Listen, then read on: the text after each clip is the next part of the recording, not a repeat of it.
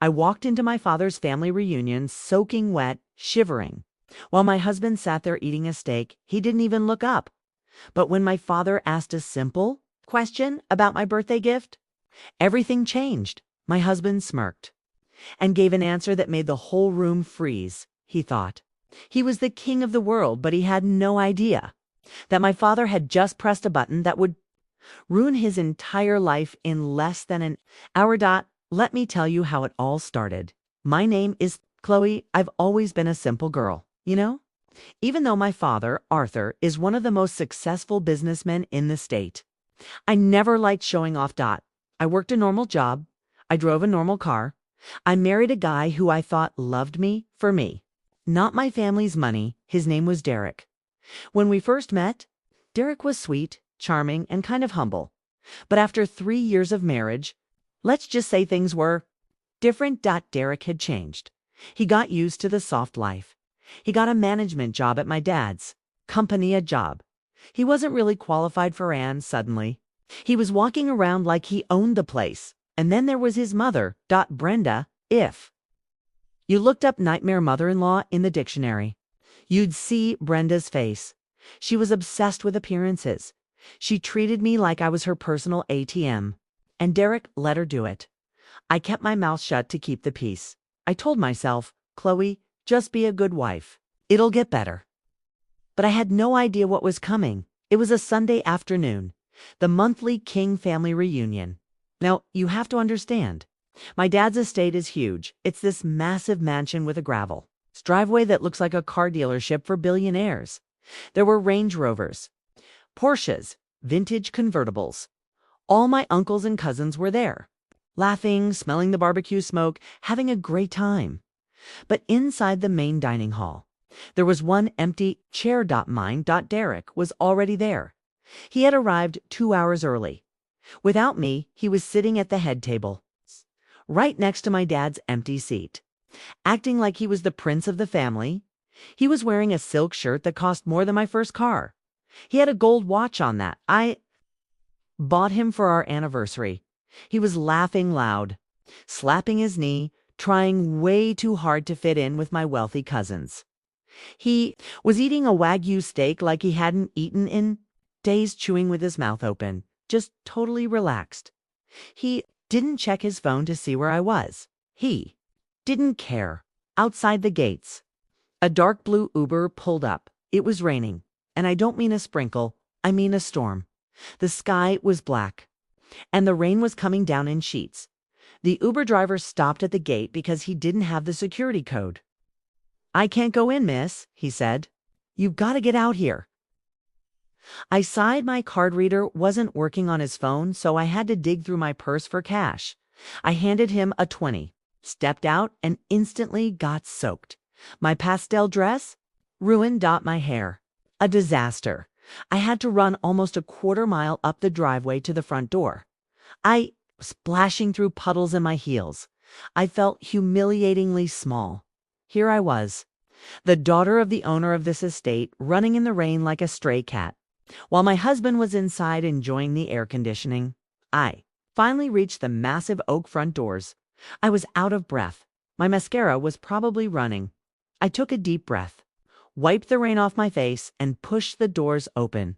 The moment I stepped into the central hall, the noise stopped. The clinking of silverware gone. The laughter dead. Silence. Everyone turned to look at me. I felt hundreds of eyes burning into my skin. I must have looked terrible. Water was dripping from the hem of my dress onto the expensive marble floor. Drip, drip, drip. It was the only sound in the room. I saw my father, Arthur, sitting at the head of the table. He looked at me with those sharp, protective eyes. He didn't look mad at me. He looked concerned. Then his eyes shifted to my shoes, which were covered in mud. Then he looked at Derek. Derek was still chewing. He hadn't even stood up to help me. He just glanced at me, smirked a little, and took a sip of his wine. That's when I knew he didn't respect me. He didn't even like me. I walked over to my father and kissed his cheek. "Sorry, I'm late." "Daddy?" I whispered. My dad slowly put down his spoon. It made a sharp clink. against the china plate. That sound echoed through the room like a gunshot. Dad cleared his throat. It wasn't a loud noise, but it was powerful enough to make my cousin stop texting. Dad looked at me, then he looked at Derek. "Chloe." "Baby?" Dad said, his voice deep and calm. "Why are you soaking wet?" I froze. I didn't know what to say. "Did you walk here?" he asked. From the gate, I said quietly, "I took an Uber." Dad frowned. He looked genuinely confused. "An Uber?" he asked. "Why? Did the car I gave you for your birthday break down?" I felt my stomach drop. See, just last week, for my 30th birthday, my dad had given me a gift, a brand new Mercedes-Benz S-Class, black, leather interior, fully loaded. It was a beast of a car. It was the safest, most comfortable car money could buy. He gave it to me because he wanted me to be safe commuting to work. "Where is the Mercedes, Chloe?" Dad asked. His voice was getting tighter. "It's a brand new car. It shouldn't be in the shop." I opened my mouth to speak, but nothing came out. I was trembling. I didn't want to cause a scene. I was raised to be polite, to protect my husband's dignity in public. But I didn't have to answer because Derek did it for me. Derek finally swallowed his steak. He wiped his mouth with a linen napkin and leaned back in his chair. He looked so arrogant, so confident, that Derek said, his voice loud enough for the whole room to hear, "The car isn't broken." "Arthur," my dad turned his head slowly to look at Derek. "Then where is it?" Dad asked. Derek shrugged. "My mother has it." The silence in the room got heavier. You could hear a pin drop. My heart was pounding so hard. I thought it was going to burst out of my chest. "Your mother," Dad repeated. "Yeah," Derek said casually. "Brenda." He took a bite of a dinner roll. "Oh, she needed it more. You know how it is. She has her church group, her society club. She can't be driving around in that old Toyota she had. It looks bad for the family image." Derek pointed his fork at me. "Chloe doesn't need a car like that. She just goes to the office and back. It's a waste. Plus, parking is a hassle for her. Uber is better. It's more ... practical." He smiled like he had just made the smartest point in the world. "So I gave the Mercedes to my mom. She's loving it."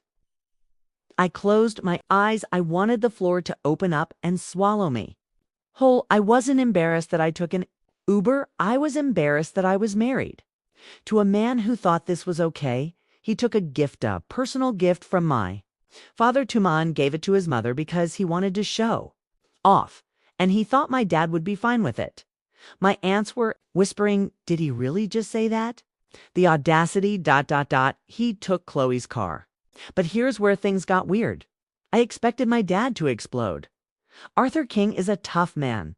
I've seen him make grown men cry in boardrooms. I expected him to flip the table. I expected him to scream at Derek to get out. But he DI'd in single quotes. He just sat there. He looked at Derek for a long, uncomfortable moment. It was like a lion looking at a very stupid gazelle. Then, ... he smiled. It was a faint smile, a cold smile. "I see," Dad said softly. "So Brenda is driving the car now." "Yep," Derek said, popping a grape into his mouth. "She's at the mall with it right now, showing it to the girls." "I appreciate your honesty, Derek," Dad said. "No problem, Arthur," Derek replied, thinking he had one. He thought Dad was agreeing with him. He thought, "See? Even the old man knows my mom deserves the best." But then, something I never expected happened. My dad reached into his pocket. He pulled out his phone. He didn't look at anyone. He just opened an app. I saw his thumb move. Tap, tap. That was it. He put the phone back in his pocket. He picked up his wine glass and took a slow sip. He looked at me and gave me a tiny wink. "Sit down, sweetheart," he said to me. "Get some food. You must be cold." I sat down, confused. That was it. He was just going to let it go. I looked at Derek. He was beaming. He felt untouchable. But little did we know that text message my dad sent It wasn't just a text, it was a command, dot and miles away, at the city's most expensive shopping mall. Derek's mother was about to have the worst day of her life. Let's cut to Brenda. While I was shivering in my wet dress, Brenda was living her best life, or so she thought. She was at the Grand Plaza Mall. This is the place where the rich and famous go to shop. And Brenda, she was in her element. She had parked the black Mercedes S-Class right in the front of the valet circle. She didn't park it straight. Of course, she parked it crooked, taking up to spaces, just so everyone had to walk around it. She wanted everyone to see it. She was standing next to the car, leaning against the hood like she was in a music video. She was wearing an outfit that was a lot leopard print pants, a bright red blouse, fake gold jewelry on every finger, and holding a purse that looked like a designer bag, but was definitely a knockoff she bought online. She had 5 of her friends with her. These were the ladies from her social club. Usually, these women looked down on Brenda. They knew she didn't have money. They knew Derek was just an employee. But today, Brenda was the queen bee. "Oh, yes," Brenda was saying, her voice loud and shrill. "My son, Derek, bought this for me. Cash." Her friends oohed and awed. "He's doing so well," Brenda bragged. He said, "Mom, nothing but the best for you. It cost what, $150,000? Pocket change for him?" She patted the hood of the car. "Heated seats, massage function. It's basically a spa on wheels." One of her friends asked, "What about his wife? Doesn't she need a car?" Brenda laughed, a cruel, cackling laugh. "Her? Oh, please. She's simple. She likes taking the bus or whatever. She doesn't have the presence for a car like this. This is a car for a woman of status. I get angry just thinking about it. She was erasing me from my own life, taking credit for my father's hard work." After about 30 minutes of bragging, Brenda decided it was time to go. "All right, ladies," she announced. "I have a facial appointment. Can't keep the beauty waiting." She waved goodbye like she was royalty. She opened the driver's door and slid into the leather seat. It smelled like new car and expensive perfume. She adjusted the mirror to look at herself. She smiled. "You made it, Brenda," she whispered to herself. She pressed the start button on the dashboard. She expected the engine to purr. She expected that soft, powerful rumble of a German engine. But that's not what happened. Instead of a purr, she got a scream. Beep, beep, beep. A red light flashed on the dashboard. It wasn't a normal warning light. The entire dashboard screen turned bright red. The letters were huge. Unauthorized user. System locked. Brenda frowned. "What the heck?" She pressed the button again. Beep, beep, beep. Then, a voice came over the speakers. Not a polite GPS voice. A cold, robotic, terrifying voice. "Alert. Asset misuse detected. Administrator override active. Engine disabled." Brenda started to panic. "What is this stupid thing doing?" she yelled. She hit the steering wheel. "Start. Start, you piece of junk." Suddenly, the car horn started honking. Not just once. It started a rhythmic, deafening honk. Honk. Honk. Honk. Honk. It was loud. Like air raid siren loud. Everyone in the valet circle stopped. People walking out of the mall with their Gucci bags stopped to look. Security guards looked over. And Brenda's friends? The ones she had just been bragging to? They hadn't left yet. They turned around. They saw the millionaire Brenda smashing the dashboard of her broken car. They started giggling. Brenda's face turned pale. She felt the sweat trickling down her forehead. "I need to get out," she thought. "I need to fix this." She pulled the door handle. It didn't move. She pulled harder. Nothing. The locks had engaged. She was trapped. "Open!" she screamed. She clawed at the window. But the car was soundproof. Nobody could hear her screaming. They could only see a woman in leopard print pants freaking out inside a honking car like a trapped hamster. The voice came back on. "Doors sealed for security. Location transmitted to recovery team." Brenda's eyes went wide. She realized this wasn't a malfunction. Someone was doing this to her. Back at my dad's office building, A young IT guy was sitting at his desk. He was eating a bag of chips. On his screen, he saw the live feed from the car's GPS. He had a text from the CEO, my dad. Execute Protocol 9. Maximum embarrassment. The IT guy smirked. He typed a command. Open windows. 2 inches. Just enough so people could hear her screaming, but not enough for her to crawl out. Then he typed, unlock doors in 3 minutes. He wanted her to marinate in the fear. At the mall, Brenda was crying now. Her mascara was running down her face, staining her cheeks black. She looked like a ghost. Her friends had their phones out. They weren't calling for help. They were recording. Oh my God! One of them laughed. Look at Brenda! I thought she said her son bought this cash. Repo man coming? Another joked. Brenda heard them through the crack in the window. She screamed, help me! It's a mistake! But nobody moved. 3 minutes felt like 3 years. Then, click. The doors unlocked. But Brenda didn't have time to run, because coming around the corner was a truck. Not just any truck. A massive, bright orange heavy-duty tow truck. And on the side, in big bold letters, it said, King Enterprises, Asset Recovery. My dad didn't call a normal tow company. He called his own internal security team. The truck stopped right in front of the Mercedes, blocking the lane. 2 guys jumped out. They were huge, dressed in black tactical uniforms. They looked like SWAT team members, not tow truck drivers. They didn't smile. They walked straight to the car. The crowd parted like the Red Sea. Brenda was still sitting in the driver's seat, shaking. One of the guards, a guy with biceps the size of tree trunks, tapped on the glass. Tap, tap. Brenda rolled down the window all the way. Ma'am, the guard said. His voice was deep. Get out of the vehicle. Brenda tried to muster up some of her Karen energy. Do you know who I am? She screeched. This is my son's car. I will call the police. The guard didn't blink. He held up a clipboard. This vehicle is the property of Mr. Thaddeus King. You are an unauthorized user. Get out or we will remove you. The crowd gasped. Thaddeus King? Someone whispered. That's the billionaire. So it's not her son's car? She stole it from the in-laws. The whispers spread like wildfire. Brenda heard them. Her lie was crumbling in real time. No! She shouted. My son gave it to me! It's mine! She grabbed the steering wheel and held on for dear life. I'm not leaving. The guard sighed. He looked at his partner. They nodded. Ma'am, this is your last warning.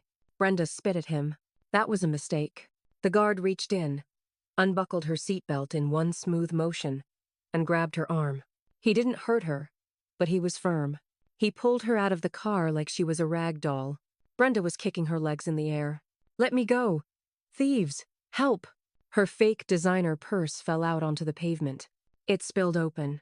Lipstick, old receipts, and candy wrappers went everywhere.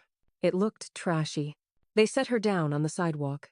She stumbled and grabbed a pole to stay standing. The tow truck driver hooked up the Mercedes. In less than 60 seconds, the car was up on the flatbed. Brenda ran toward the truck, banging her fists on the metal. Derek. Call Derek, she screamed. She was so hysterical, she used his middle name. The truck engine roared, and they drove off. Taking the symbol of her fake status with them, Brenda was left standing there, alone, messy hair, running makeup, surrounded by trash from her purse, and about 50 people filming her for TikTok. One of her friends walked up, the same friend Brenda had made fun of for driving a sedan. She looked Brenda up and down with a smirk. Well, Brenda, she said, looks like your chariot turned back into a pumpkin. Why don't you call an Uber? The group of women burst out laughing. Brenda fell to her knees, sobbing. But the nightmare wasn't over, because the video of her being dragged out of the car, it was already uploaded, and it was going viral. Caption: High society wannabe gets exposed. Number fake rich. Number repo. Back at the mansion, we had no idea the chaos was happening yet, but the storm was getting closer.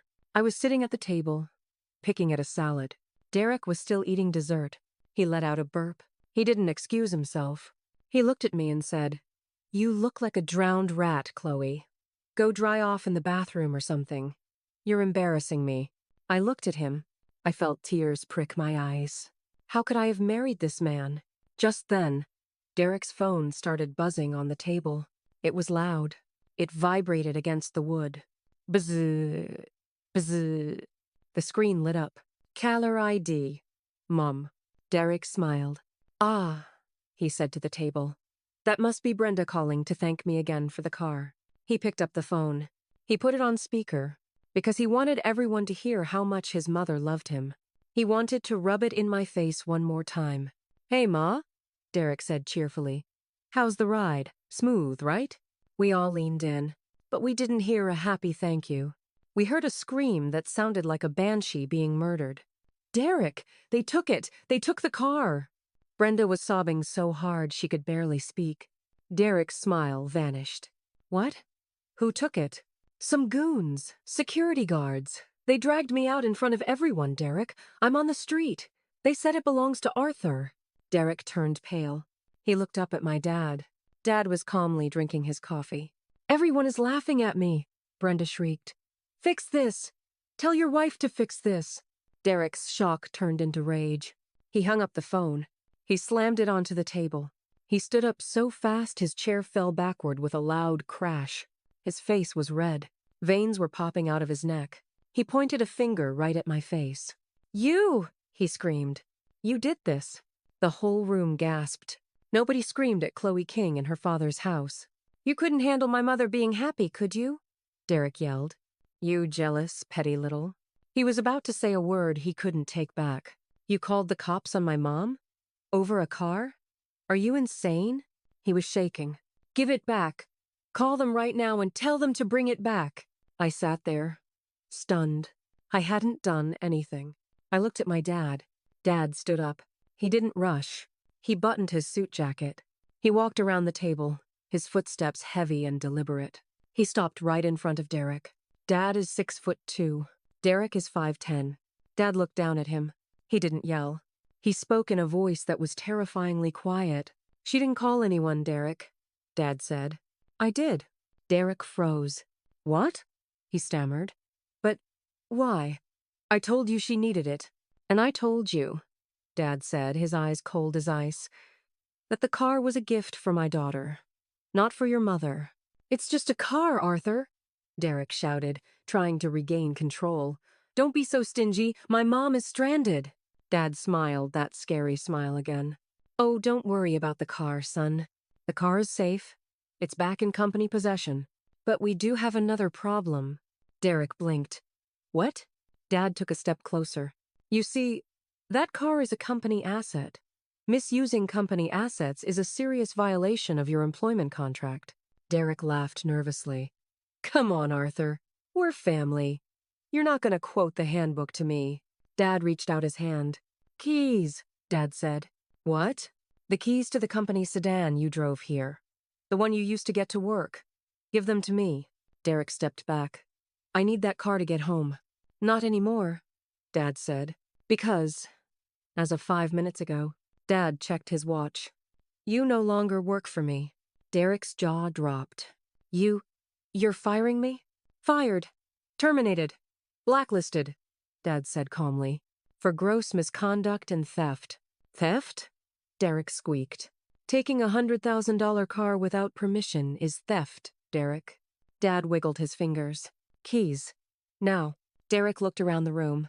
He looked at my uncles. They were glaring at him. He looked at me. Chloe, he pleaded. Tell him to stop. He's crazy. I looked at my husband, the man who ignored me in the rain, the man who gave my gift to his bully of a mother. I took a sip of my water. I didn't say a word. Defeated. Derek reached into his pocket. His hands were shaking so bad he dropped the keys once. He picked them up and put them in Dad's hand. This is illegal, Derek muttered. I'll sue you. Good luck, Dad said. My lawyers are bored. Then, Dad did the most savage thing I have ever seen. He reached into his pocket and pulled out a bill. A single $50 bill. He folded it neatly. He tucked it into Derek's shirt pocket. What's this? Derek asked. Cab fare, Dad said. Uber luxury is expensive, son. You should learn to save money. Just like you told Chloe. Now, get out of my house. Dad nodded to the head of security standing in the corner. 2 guards stepped forward. They didn't touch Derek, but they stood close enough that he got the message. Derek looked at me one last time. His eyes were full of hate. "You'll regret this, Chloe," he hissed.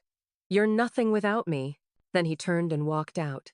He walked past the buffet table full of food he didn't get to finish. He walked out the front door. Into the storm. The heavy oak door slammed shut behind him. Boom. The room was silent for 1 second. Then, my dad looked at everyone. "So," he said cheerfully, "who wants dessert?" The tension broke. Everyone started talking at once. But I knew this wasn't over. Derek was out in the rain. But I had a feeling he wasn't going to disappear quietly. Little did I know, the real war was just beginning. The heavy iron gate of my father's estate slammed shut with a metallic clang that echoed through the night. It sounded like a prison door closing. But this time, the prisoner was on the outside. Derek stood there, staring at the gate. He was stunned. 5 minutes ago, he was sitting at a table full of gourmet food, acting like a king. Now, he was standing on the sidewalk, alone, and the sky decided to punish him even more. The storm, which had been bad before, suddenly turned violent. Thunder cracked so loud it shook the ground. Rain didn't just fall. It hammered down. It was cold. Freezing rain. Derek ran under a tree near the curb, but it was useless. The wind was whipping the branches around. In seconds, his expensive Italian silk shirt, the one he bought with my credit card, was soaked through. It clung to his skin like a wet rag.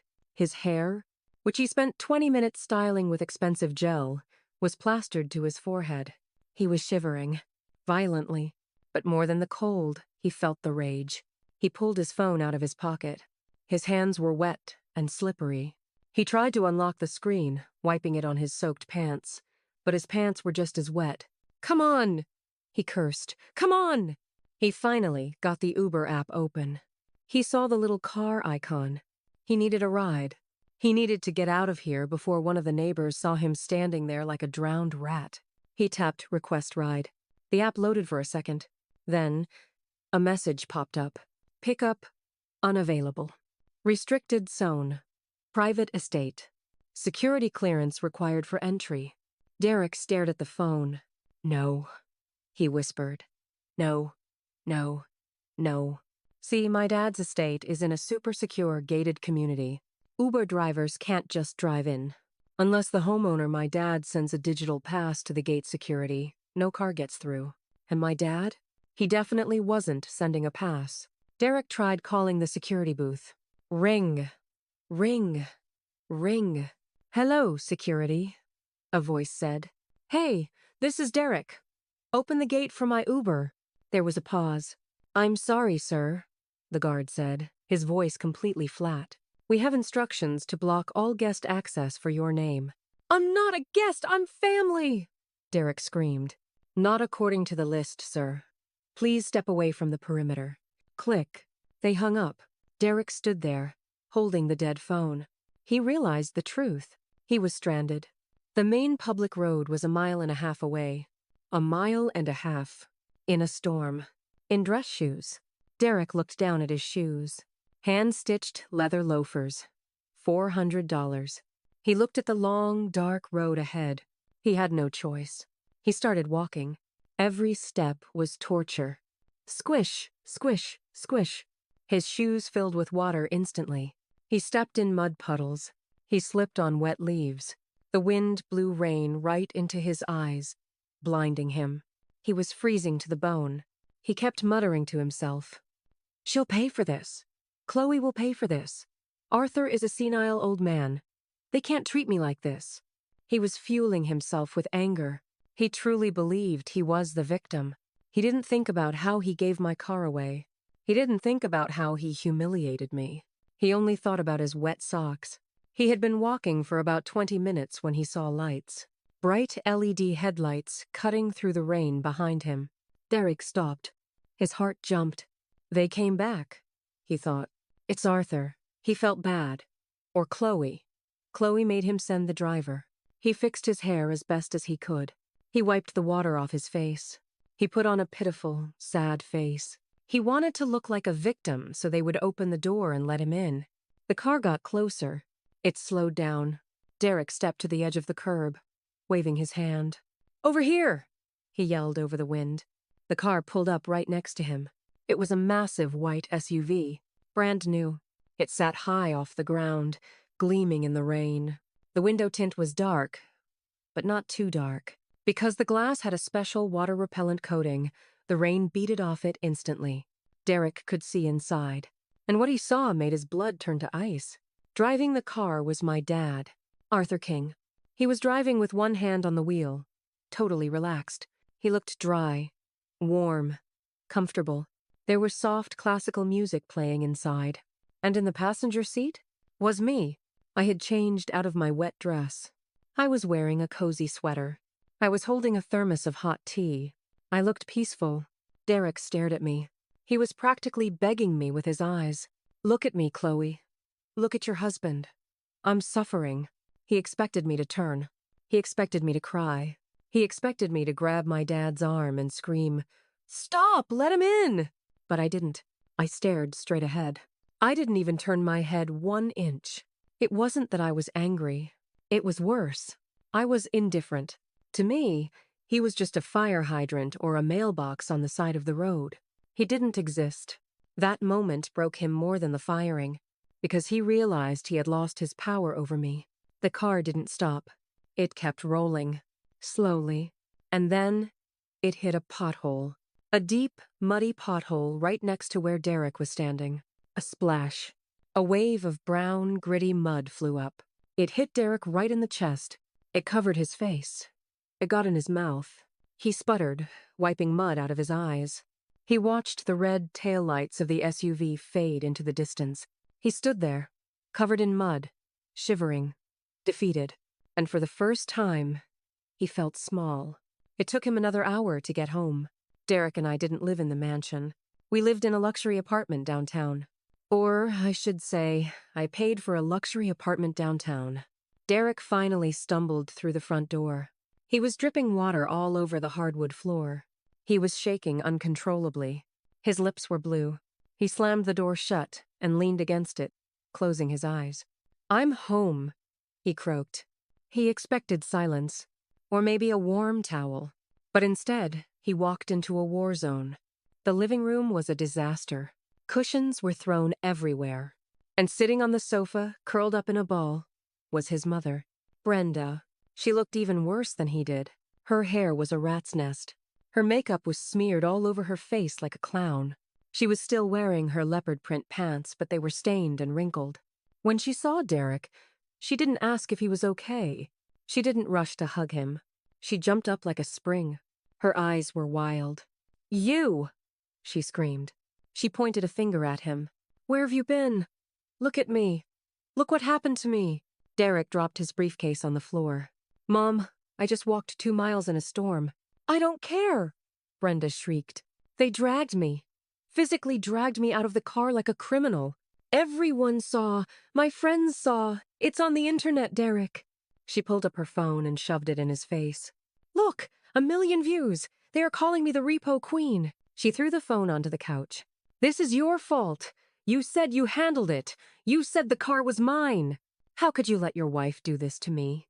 You are weak. You let that little girl walk all over us." Something inside Derek snapped. He was cold. He was hungry. He was tired. And hearing his mother, the woman who caused all of this, blame him, it was too much.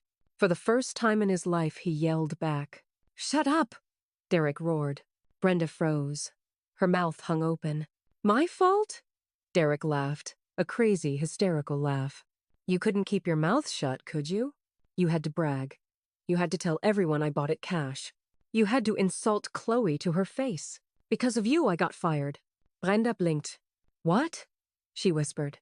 "Fired," Derek said, ripping off his wet tie and throwing it on the floor. "Arthur fired me. Tonight. In front of everyone. I have no job. I have no company car. I have nothing." Brenda stared at him. You'd think she would feel bad. You'd think she would apologize. Nope. Her eyes narrowed. "So you're useless now?" she spat. I raised you to be successful. I raised you to be a rich man.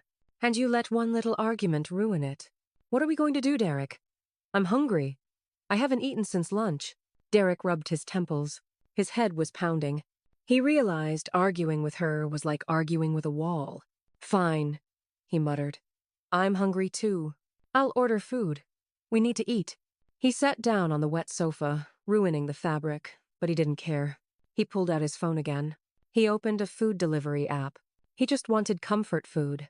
Fried chicken, biscuits, fries, soda. He added everything to the cart. It came to about $60. He didn't care about the price. He just wanted to feel better. He pressed checkout. He selected the credit card on file. Visa ending in 428. He waited for the confirmation screen. He was already imagining the taste of the chicken. But then, buzz. A red box appeared on the screen. Transaction declined. Please contact your bank. Derek frowned. Must be a glitch, he muttered. The storm probably messed up the signal. He tried another card. MasterCard ending in 2210. This was the platinum card, the one he used to buy his watches. He pressed place order. Buzz. Transaction declined. Card reported lost or stolen. Derek's hands started to shake again. He tried the third card. The American Express. Declined. He tried the digital wallet. Declined. Cold sweat started to mix with the rain on his face. He sat there, staring at the phone. And then reality hit him like a truck. All those cards? They weren't his. They were supplementary cards. Authorized user cards. Attached to my primary account. I was the one with the credit score. I was the one with the bank balance. Derek had been spending my money for 3 years, pretending it was his. And I had shut them off. All of them. What's taking so long? Brenda whined from the other side of the room. I'm starving. Derek looked up at her. His face was pale gray. I can't, he stammered. The cards aren't working. What do you mean not working? Brenda snapped. She blocked them. Derek whispered. Chloe blocked everything. Brenda screamed in frustration. She grabbed a throw pillow and chucked it at him. You idiot. You didn't have your own money? I spent my salary on your house renovations, Derek yelled back. He quickly opened his own bank app, his personal checking account, the one linked to his salary. He waited for it to load. Balance, $150.42. That was it. That was all he had to his name.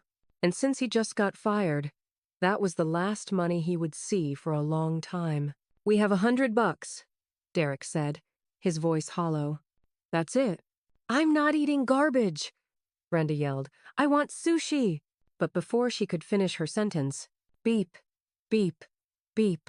A loud, piercing alarm sound came from the hallway. It was coming from the utility panel on the wall. Derek and Brenda both froze. They knew that sound. In this luxury building, the utilities were prepaid through a smart meter. Usually, my dad's assistant topped it up automatically every month. But clearly, that service had been canceled too. The beeping got faster. Beep, beep, beep. Derek, Brenda whispered, looking scared. Do something. Derek reached into his pocket. He felt the $50 bill my dad had stuffed in his shirt. It was soggy. It was tearing apart.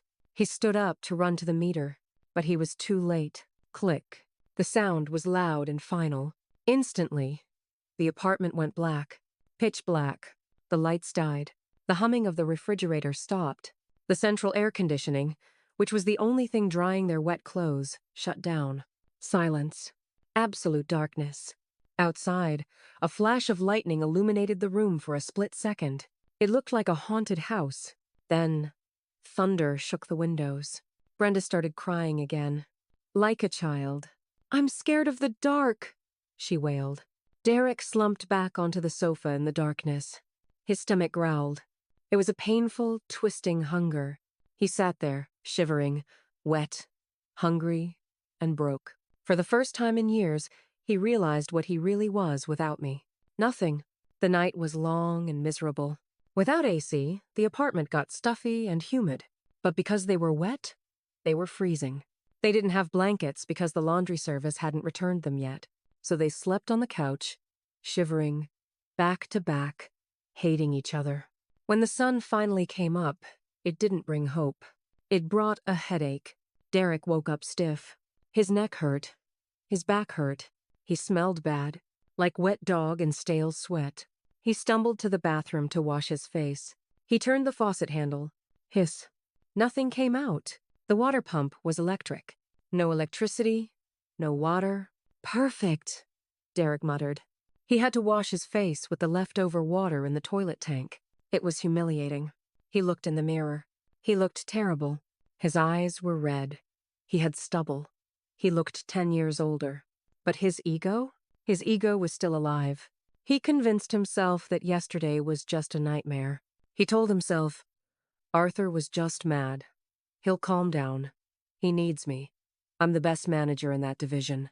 If I go in today, apologize, and show I'm dedicated, he'll take me back. Delusional. He put on his work shirt from yesterday. He tried to iron it with his hands, but it was wrinkled and smelled like mildew.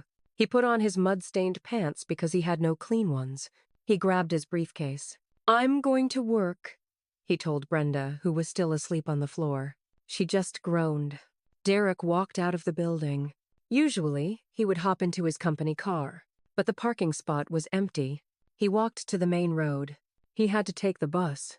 He hadn't taken a bus in 5 years. He squeezed onto the crowded city bus. It smelled like body odor and exhaust fumes. People pushed him. Someone stepped on his expensive shoes. He stood there, holding the greasy handrail, trying not to vomit from the motion sickness. He looked out the window at the other cars. He saw people driving comfortably. He felt a burning jealousy. He finally got to the financial district. He walked toward the King Tower. It was a massive glass skyscraper that dominated the skyline. He used to walk in there with his head held high. He used to high-five the security guards. He adjusted his collar, trying to look professional despite his wrinkled shirt. He walked into the lobby. The marble floors were gleaming. The air conditioning was crisp and cool. He felt a little better. I belong here, he thought. He walked up to the automated turnstiles. He pulled out his employee ID badge. He swiped it over the sensor. He expected the green light. He expected the little chirp of approval. Buzzes. A loud, harsh buzzer sounded. The light turned bright red. The small screen read, "Access denied." Derek frowned. He swiped it again. Buzzuz. Stupid machine, he muttered. He swiped it a third time, aggressively. Buzzuzz. People behind him started grumbling. Come on, buddy. Move it. What's the holdup? Derek felt the sweat pricking his neck. Just a second, he snapped. Suddenly, a shadow loomed over him. Sir. Derek looked up. It was the head of building security, a guy named Marcus. Now, Derek used to treat Marcus like a servant. He would send Marcus to buy him cigarettes. He would make Marcus carry Brenda's shopping bags to the car. He never said thank you. Derek smiled nervously. Hey, Marcus. My badge is acting up. Just let me through, man. Marcus didn't smile. His face was stone cold. He crossed his arms over his chest. The badge isn't acting up, Mr. Vance. Your clearance has been revoked. Revoked? Derek laughed nervously. Don't be silly. I need to see Arthur. Mr. King is not seeing visitors, Marcus said loudly. Especially not blacklisted ones. The lobby went quiet. Employees were stopping to watch. Derek's face turned red. Blacklisted? I'm his son-in-law. Ex-son-in-law, from what I hear, Marcus said dryly. Marcus bent down behind the security desk. He picked up a cardboard box. He shoved it into Derek's chest. Derek stumbled back, clutching the box. Inside, it was trash. His coffee mug that said "The Boss," a broken picture frame of us, a stapler, and a white envelope. This is your personal property, Marcus said. And this, Marcus tapped the envelope, is your official termination notice. Do not return to this building, or you will be arrested for trespassing. Derek stood there, holding a box of junk. In the middle of the lobby he used to rule. People were whispering. Some were taking photos. He saw his old assistant, Sarah, walking by. He made eye contact with her. She quickly looked away and walked faster. Nobody wanted to be near him. He was radioactive. Derek turned around. His legs felt heavy. He walked out of the revolving doors. back into the heat of the street. He sat on a bench in a nearby park. He opened the envelope. His hands shook as he read the letter. Termination for cause. Reason. Gross misconduct. Unethical behavior. Asset misappropriation. Severance. $0. Recommendation. None. It was a death sentence for his career. But Derek didn't give up yet. I don't need him, Derek muttered. I have a degree. I have experience. I'll go to the competitor. He pulled out his phone. He started dialing. He called a guy named Steve at a rival real estate firm. Steve had tried to poach him a year ago. Ring. Ring. Hello? Hey, Steve! It's Derek Vance. Oh, Derek. Steve's voice dropped. Hi. Hey. Listen. I'm looking for a change of scenery. You still have that opening? There was a long pause. Look, Derek, Steve said. His voice hushed. I can't hire you. Why not? I'm a top earner. News travels fast, man. We heard about the car. We heard about the audit. Arthur King sent out a memo to the industry trade group. A memo? Derek asked, his voice trembling. Yeah. Integrity warning. Nobody is going to touch you, Derek. You're toxic. Sorry. Click. Derek called another number. Blocked. He called a third. Voicemail. He sat there on the bench for an hour, calling everyone he knew. Nobody helped him. Not one person. The sun was beating down on him. He was thirsty. He looked at the box in his lap. The coffee mug. The boss stared back at him. He realized then that my father hadn't just fired him. He had obliterated him. Derek wasn't just unemployed. He was unemployable. He had no money, no wife, no car, no job, and a mother waiting at home who expected sushi. He put his head in his hands. But the worst part? He still hadn't faced the court. And if he thought losing his job was bad, wait until he saw what my lawyers had prepared for him. Because I wasn't just taking my freedom back. I was taking everything. Derek Vance thought he had hit rock bottom on that park bench. He was wrong. Rock bottom has a basement. And Derek was about to fall straight through the floor. A week passed. It was the longest week of Derek's life. He and Brenda were stuck in that dark apartment. They sold everything they could carry to a pawn shop. The TV? Gone for $50. The blender? $10. Even Derek's fancy golf clubs, which he barely used, went for pennies on the dollar. They were eating instant noodles and drinking tap water they had to fetch from a neighbor's hose because their water was still shut off. The apartment smelled bad. Really bad. Garbage was piling up because they were too depressed to take it out. Brenda spent her days crying and blaming Derek. Derek spent his days staring at the wall, plotting his revenge. Then, the knock on the door came. Knock, knock, knock. It wasn't a friendly knock. It was the sharp, authoritative knock of a process server. Derek opened the door. A man handed him a thick envelope. "You've been served," the man said, and walked away. Derek tore it open. Divorce petition. Plaintiff, Chloe King. Defendant, Derek Vance. Derek read it. Then, a slow, twisted smile spread across his face. He started laughing. "Mom!" he yelled. "Mom, look at this!" Brenda waddled out of the bedroom, wrapped in a dirty sheet. "What? Is it money?" "Better," Derek said, his eyes gleaming with greed. "She filed for divorce." Brenda frowned. "So? That means she's leaving you?" "No, you old bat," Derek snapped. "It means division of assets. We were married for 3 years. In this state, that means I get half. Half the house, half the cars, half her savings. Maybe even alimony." Brenda's eyes lit up like slot machines. "Alimony," she gasped. "Yes. I lost my job because of her father. I can claim emotional distress. I can claim loss of lifestyle?" Derek paced around the messy room, feeling powerful again. "We're going to be rich, Mom. Richer than before. I'm going to take her for everything she has. She thinks she can dump me? I'll bleed her dry." He convinced himself that he was the victim. He convinced himself the law was on his side. He scrounged up the last of their pawnshop money and hired a lawyer. Not a good lawyer. A cheap lawyer. A guy named Saul who had an office in a strip mall next to a vape shop. Saul wore a shiny suit and smelled like cheap cologne. "Don't worry, kid. Saul told him. We'll crush her. Judges hate rich girls. The day of the court hearing arrived. Derek put on his best suit. It was a bit loose now because he had lost weight from not eating, but he thought it made him look sympathetic. He slicked back his hair. He looked in the mirror and practiced his sad face. Your Honor, he whispered to his reflection, I gave her the best years of my life. He truly believed his own lies. He walked into the courthouse with Brenda. Brenda was wearing a dress she found at a thrift store, trying to look respectable. They sat on the defendant's side, smirking. They were ready to win the lottery. Then the doors opened, and I walked in. I wasn't the scared, wet girl from the party anymore. I was wearing a navy blue dress, tailored, sharp. My hair was perfect. I walked with my head high. I didn't look at Derek. I didn't look at Brenda. Behind me walked my legal team, 3 men in gray suits. These weren't strip mall lawyers. These were the Sharks, the best family law firm in the city.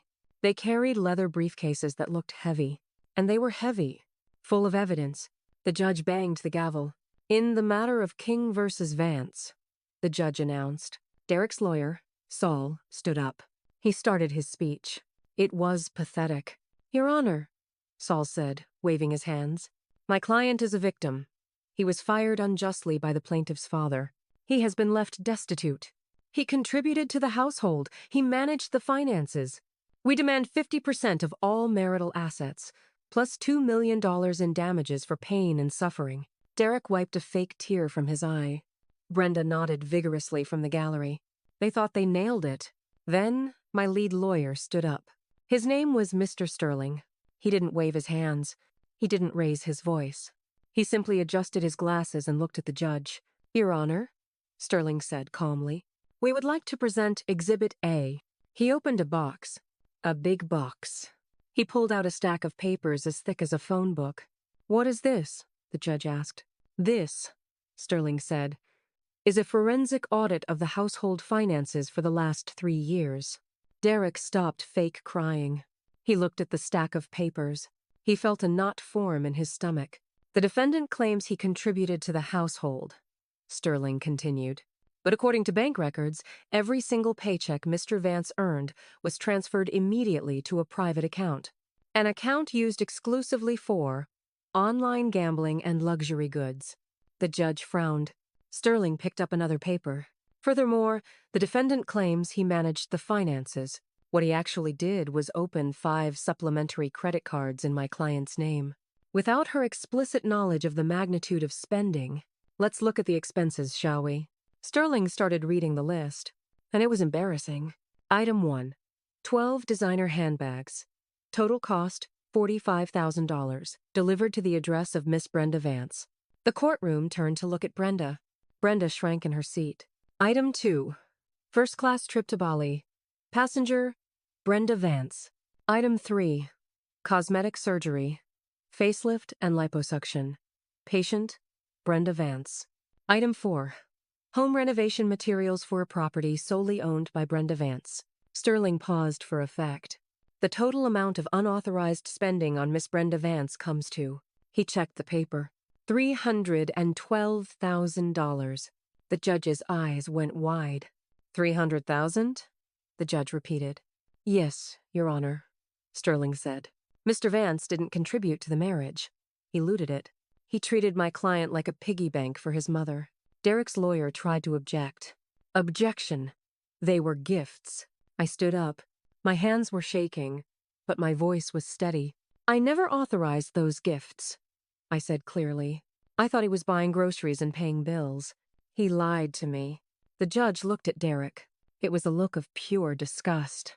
Mr. Vance, the judge said, is this true? Derek tried to speak. I. He looked at Brenda. Brenda looked away. I was just being a good son, Derek blurted out. With your wife's money? The judge asked sharply. Then came the hammer blow. My lawyer wasn't done. Your Honor, Sterling said, since this money was used for the benefit of a third party without consent, we classify it as theft. We are countersuing. We demand full repayment of the $312,000. And since the defendant is insolvent, We request a lien on any assets purchased with these funds. Specifically, the home of Miss Brenda Vance, which was renovated and paid off using my client's funds. Brenda screamed. Actually screamed. No, she wailed. That's my house. You can't take my house. The judge banged the gavel. Order. Based on the evidence, the judge said firmly, I am dismissing the defendant's claim for alimony. I am granting the divorce. And I am ruling in favor of the plaintiff for the return of funds. The court orders the seizure of Brenda Vance's property to satisfy the debt. Bang. The gavel hit the wood. It sounded like a gunshot. Brenda fainted. She literally collapsed onto the floor. Paramedics had to be called. It was chaos. Derek sat there in his chair. He couldn't move. He couldn't breathe. He had walked in expecting to become a millionaire. He was walking out homeless, divorced, and in debt. He looked at me. He saw no pity in my eyes. I stood up, smoothed my dress, and walked out. I didn't look back. Not even once. The downfall happened fast. Faster than Derek could process. 2 days later, the sheriffs arrived at Brenda's house in her hometown. The house she loved. The house she bragged about. They put a big red sticker on the door. Seized. Property of the state auction. Brenda watched from the street as they changed the locks. She cried until she had no tears left. But nobody cared. The neighbors, who she had terrorized for years with her snobbery, watched from their porches. They were smiling. Derek and Brenda had nowhere to go. They couldn't stay in the luxury apartment they had been evicted. They couldn't go to Brenda's house. It was gone. They had no money for a hotel. They ended up in the slums. And I don't mean a bad neighborhood. I mean the bottom of the barrel. They found a room in a shanty town on the edge of the city. It was a single room with brick walls and a tin roof. The floor was concrete. The door was rotting wood. It cost them $10 a week. And even that was hard to pay. There was no bathroom inside. They had to use a communal outhouse down the alley. And the smell? It was a mix of sewage, mold, and despair. Inside that tiny room, hell broke loose.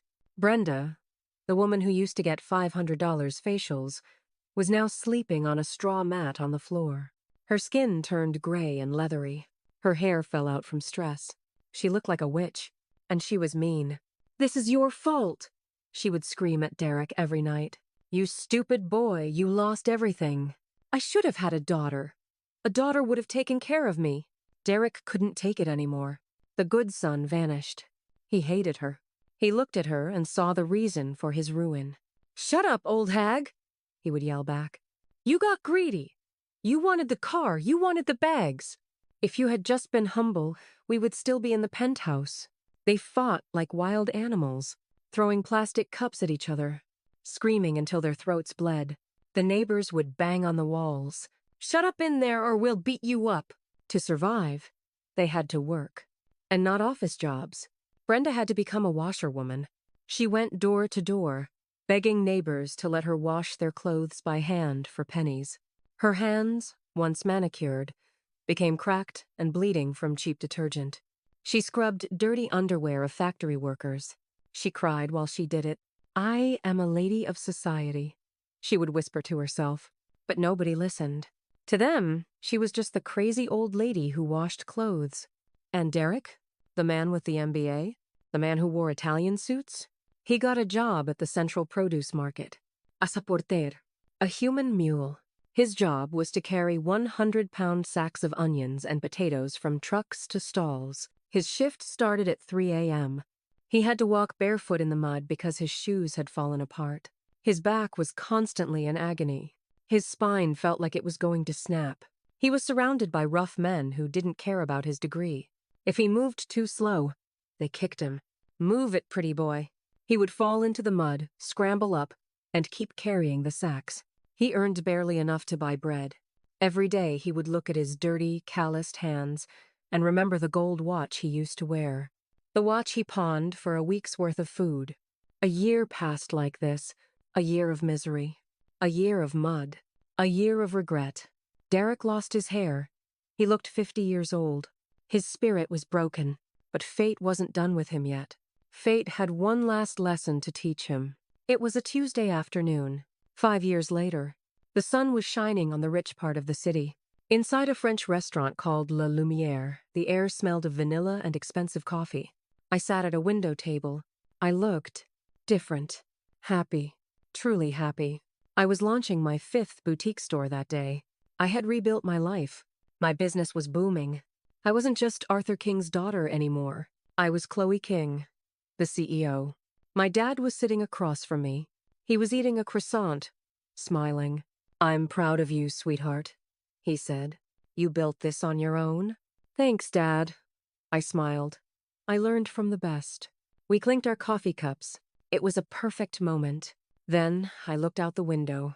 The glass was thick, separating the cool air inside from the heat outside. There was a traffic jam on the street. A luxury car was trying to park, and there was a man helping guide the car. An illegal valet. He was wearing a dirty orange vest over a torn t-shirt. He was thin, skeletal. His face was sunburnt and leathery. He was bowing to the driver, apologizing profusely. The driver was yelling at him for being too slow. The valet put his hands together, begging for forgiveness. "Please, sir. I'm sorry. Just $1, sir. Please." I squinted. There was something familiar about the way he hunched his shoulders. Then he turned. He looked right at the restaurant window. Our eyes met. It was Derek. But it wasn't the Derek I knew. His eyes were empty, dead. He looked like a ghost haunting the streets. He saw me. He froze. He saw the crystal chandelier above my head. He saw the silk scarf around my neck. He saw the happiness on my face. And he saw the food on my table, food that cost more than he made in a month. His mouth opened slightly. He looked like he wanted to scream. He looked like he wanted to run through the glass and beg me to take him back. Regret. Pure, agonizing regret washed over his face. He realized, in that split second, exactly what he had thrown away. He had a queen, and he traded her for a plastic crown. Then I saw someone else. On the sidewalk across the street, an old woman on her knees. She was selling packets of tissues. She looked ancient. Her face was covered in dirt. It was Brenda, the woman who wouldn't be caught dead in a Toyota. Now she was begging strangers to buy a 10-cent tissue. She saw me too. She covered her mouth with her dirty hands and started to cry. But I felt nothing. No anger, no pity, no joy. Just peace. I looked at Derek for one more second. I acknowledged him. And then I dismissed him. I turned my head back to my father. "Waiter?" I called out softly. A man in a tuxedo appeared instantly. "Yes, madam." "The sun is a bit bright," I said calmly. "Could you lower the blinds?" "Certainly, madam." The waiter pulled the cord. The heavy golden blinds began to descend. Slowly. Derek watched the blinds coming down. He watched my face disappear, inch by inch. He stood on his toes, trying to catch one last glimpse of the life he lost. But the blinds hit the bottom. Click. The view was gone. He was left outside in the heat, in the noise, in the dirt, forever. Derek stood there for a long time, staring at the closed blinds. Cars honked at him. "Move, idiot!" He stumbled back to the sidewalk. He walked to a small coffee stand nearby. He bought a stale donut with his last coins. He sat on a plastic crate. There was an old TV playing in the corner of the stand. A news program was on. "And now, our segment on inspiring women," the anchor said. Derek looked up. My face was on the screen. I was standing in a beautiful garden, holding a baby. Next to me was a man. Tall, handsome, kind eyes. My new husband. An architect. A good man. A man who loved me. Not my money. The headline read, "Chloe King launches foundation for abused women. I owe my success to my family." TV. Chloe said, smiling at her husband. "And to finding true partnership." Derek felt like he couldn't breathe. He looked at the donut in his hand. He looked at the TV showing the woman he used to call his wife. He realized he was completely erased. I didn't even mention his name as a lesson. He had forgotten him. He stood up. He walked back into the market. He picked up a sack of onions. The smell made him nauseous. A light rain started to fall. Derek started to cry. Silent, painful tears. He carried the heavy sack into the darkness of the warehouse. and he kept walking, left with nothing but the memory of the diamond he threw away. Conclusion. And that, my friends, is how karma works. It might take a day, it might take a year, but if you treat people like stepping stones, eventually you will slip and fall. Derek and Brenda learned the hard way that arrogance has a price, and the bill always comes due. They lived happily ever after? No, but I did. And I did it with a big smile on my face.